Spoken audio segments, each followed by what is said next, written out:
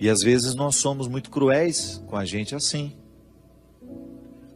Alimentamos por anos e anos e anos, sem perceber que estamos alimentando esse espírito de vítima. A vida não nos deve nada, não. A vida é sempre bonita, se a gente percebê-la assim.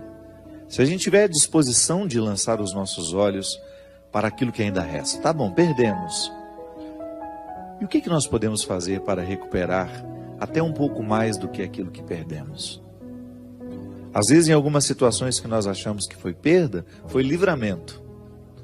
Virou até piada isso lá em casa, porque tudo eu falo que é livramento agora.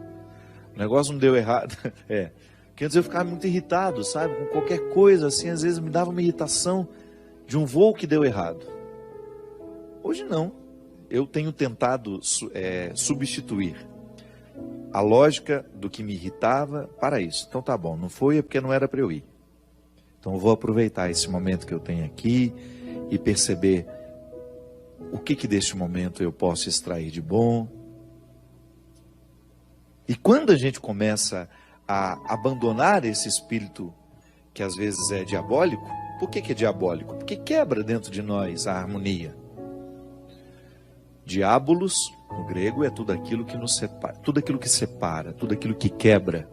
Então eu tenho, muitas vezes, sentimentos diabólicos.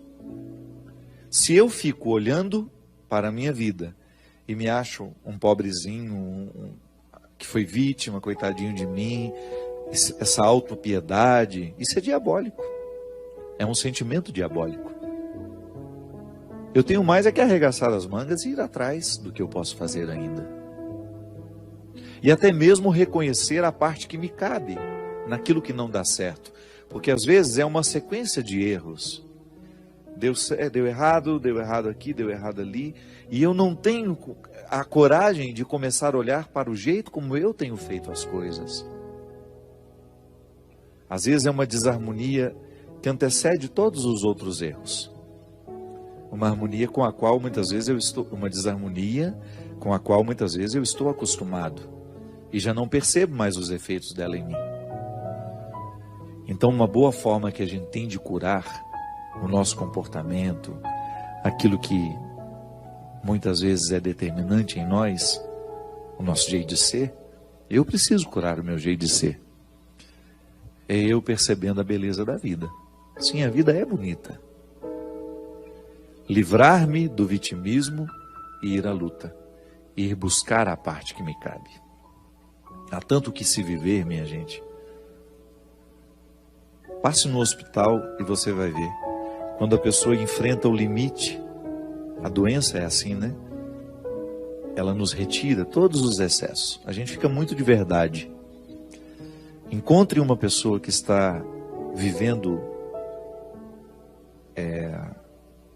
a indigência que a doença mostra, e você vai ver um ser humano de verdade.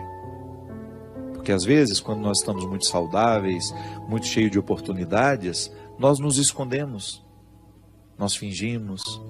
Agora, a doença não, ela arranca tudo de nós. Arranca tudo o que pode parecer um esconderijo para nós. Tudo que pode funcionar como um esconderijo.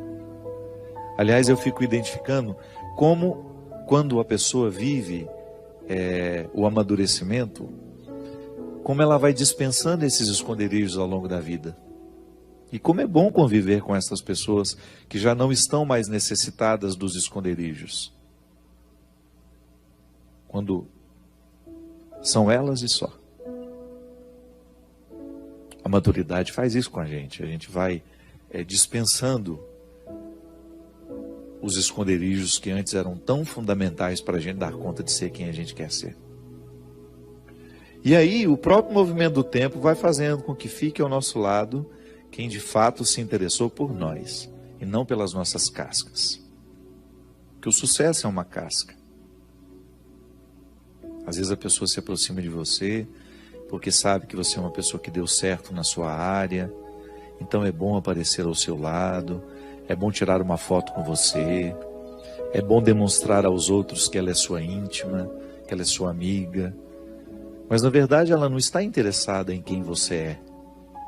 Ela está interessada na casca que você tem, que ajuda ela a ter uma outra casca, que possa ser interessante. Hoje nós vivemos nessa época, né? Onde nós nos demonstramos tanto, nos mostramos tanto. Todo mundo tem uma rede social onde se mostra um pouco. Isso pode virar uma neurose, porque você acaba buscando pessoas, não para encontrá-las de fato, mas para alimentar a sua necessidade de registrar e ter material para publicar depois. Então, quando nós nos encontramos e não temos necessidade de publicar o que vivemos, é porque de fato nós apreciamos o que vivemos. Não estou dizendo que é problema publicar. Eu estou dizendo que muitas vezes, no excesso de publicação, nós estamos escondendo a nossa necessidade de instrumentalizar o outro, de apenas aproveitar a casca que é o outro. Eu estava dizendo do sucesso. Sucesso é um exemplo. Mas o dinheiro também. Quantas pessoas se aproximam das outras por causa daquilo que elas podem oferecer materialmente a elas? O que também é uma bobagem, né? Porque pode ser a situação mais confortável do mundo. Eu, particularmente, eu não suporto se a minha alma não estiver se sentindo bem. Aquele barco é maravilhoso, nós vamos passar lá uma semana. Deus me livre de um barco maravilhoso com pessoas com as quais a gente não se identifica. Aquilo que pode parecer um paraíso, para mim é um inferno. Mas nós vamos fazer uma viagem linda, tudo de graça, tudo pago. E o que eu pago para estar lá? Emocionalmente. E tem gente que se sujeita a isso. Passar um final de semana ali ou aqui, só para aparecer, só para manter a casca, que é sua e também dos outros. E aí o oco do coração vai acontecendo naturalmente. Nós vamos ficando ocos por dentro, porque a vida é tão para fora, e tão pouco para dentro, que nós vamos perdendo a própria alegria interior. Então, vencer tudo isso para que a vida valha a pena, requer uma reflexão diária. Requer um exercício diário de identificar onde é que nós, de fato, estamos nos exercendo. Você pode pensar que isso eu estou falando é a partir de mim. Não, falo de mim também, claro. Mas eu tenho certeza que você, em instâncias diferentes, vive o mesmo conflito que eu vivo. Você também percebe o oco social, o oco antropológico bem ao seu redor. Ou então até mesmo em você. Porque essa tem sido uma característica dos nossos tempos. Nós estamos cada vez mais vazios. Nós estamos indispostos aos conteúdos. Nós estamos muito afeitos aos discursos breves. E com isso nós vamos causando um prejuízo humano. Um prejuízo humano terrível. Hoje o Alexandre Garcia refletia no Jornal da Manhã em quem votam aquelas pessoas, por exemplo, que fizeram a baderna no Espírito Santo porque não existia policiamento. Ou então, em quem votam, e essa era a reportagem de hoje, as pessoas que passam nas cancelas dos pedágios sem pagar. Votam nos mesmos safados, que nós temos vergonha deles? Em quem votam o Alexandre Garcia? Ele perguntava. Em quem votam os baderneiros que, porque não existe policiamento, se sentem no direito de invadir as casas, de quebrarem as lojas?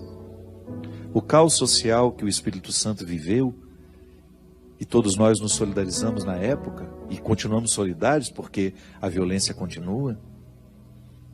Esse caos social, minha gente, ele é fruto de um prejuízo humano que nós estamos vivendo aos poucos, sem perceber que estamos vivendo. Porque nós estamos cada vez mais empobrecidos do ponto de vista humano, de cidadania mesmo. Às vezes, falar de cristianismo, eu preciso recrutar os valores do cidadão. Até para eu compreender o que é ser cristão, eu preciso antes compreender o que é ser cidadão, que é justamente estar consciente das lógicas da cidade, O que é estar consciente das lógicas da cidade? É saber que existe um bem comum, que eu não tenho direito de pichar aquela parede porque ela não é minha, aquela casa não é minha. Como é que eu vou pichar o muro que não me pertence? O proprietário daquele muro não escolheu aquela pichação. Ele não pediu para que alguém fizesse. Aí nós vamos lá, nos sentimos no direito de comprar os nossos sprays e sair pichando a casa dos outros. Ou então, é uma praça que foi feita para todos nós e eu uso como se ela fosse feita apenas para mim. Eu quebro, eu danifico, eu jogo lixo no chão. Ou então, porque eu percebo que não existe um policiamento, não existe uma vigilância, eu me sinto no direito de quebrar a porta de um estabelecimento comercial e roubar o que existe lá dentro. Veja bem, nós estamos falando de um prejuízo humano que nós não podemos nem contabilizar mais. Porque é aqui que nós estamos ficando pobres, com a qualidade das pessoas. Sabe quando você percebe que um filho está ficando delinquente? Quando você percebe que uma criança, já pequena, ausente de regras, ausente de aprendizados que possam colocar nela uma moral natural, sabe, um impedimento ético, para que ela não prejudique o outro, para que ela não mate o outro, para que ela não roube o outro, aprendeu de criança. Ela pergunta do Alexandre Garcia, né? Que país nós estamos construindo que nos dá o direito de quebrar todas as regras sociais para um benefício particular, para uma comodidade particular? Porque estamos ocos, estamos vazios, estamos bobos, estamos superficiais, estamos fúteis. E essa futilidade, essa superficialidade tem causado um prejuízo social terrível. E é por isso que nós precisamos bater sempre nessa tecla. Se nós não mudarmos a maneira como nós educamos os nossos filhos, colocando neles valores desde cedo, não precisamos esperar mudança. Se nós não pedirmos a esses governos que riem da nossa cara, Brasília, com todo respeito às pessoas de bem que moram lá, quando eu digo Brasília, eu digo as instâncias do poder que nos governam. E quando eu digo Brasília, eu falo também das nossas prefeituras, dos nossos estados. Entenda a metáfora do poder. É uma fábrica de deboches.